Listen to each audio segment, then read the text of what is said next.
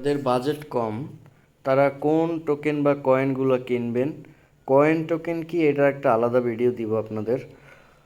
তো কোন কয়েন বা টোকেনগুলো কিনবেন এবং কিভাবে নির্ধারণ করবেন। যদি আপনি স্পটে কিনতে চান তাহলে এই যে স্পট ট্রেডিংয়ে যাওয়ার পরে আপনি এখান থেকে ফেভারিট না ইউএসডিটিতে যাবেন। এরপরে এই যে ভলিউমটা সিলেক্ট করবেন, ঠিক আছে।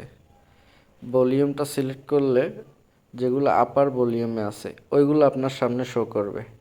এই যে সব থেকে বেশি ভলিউম হইতেছে বিটিসি ইউএসডিসি, এই ভলিউম এখানে খেয়াল করবেন, ঠিক আছে। এইভাবে নির্ধারণ করবেন, তারপরে দেখবেন দামটা। তাহলে আপাতত আপনি এক্সআরপি কিনতে পারেন, আর একটু ভালো বাজেট থাকলে সোলানা কিনতে পারেন, ঠিক আছে। বিএনবি একটু দাম বেশি, এই ট্রাম্প এগুলো কিনবেন না, মিমি যেগুলো নতুন আসছে। যেগুলো একটু পুরাতন ওইগুলো নির্ধারণ করবেন, যেমন এই টিআরএক্স, লিঙ্ক আছে, এলটিসি মানে লাইট কয়েন। ধরেন আমি লাইট কয়েন নিলাম, এরপর ভিতরে ঢুকবেন, ঢুকে আরেকটা জিনিস চেক করবেন যে এই যে 24 ঘন্টার হাই কত, 24 ঘন্টার লো কত, এরকম একটা বাজেট নিয়ে ক্রয় করবেন, তাইলে প্রফিট করতে পারবেন।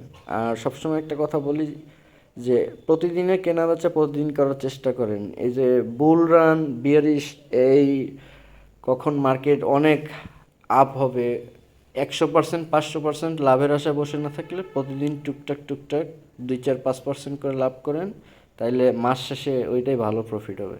ধন্যবাদ।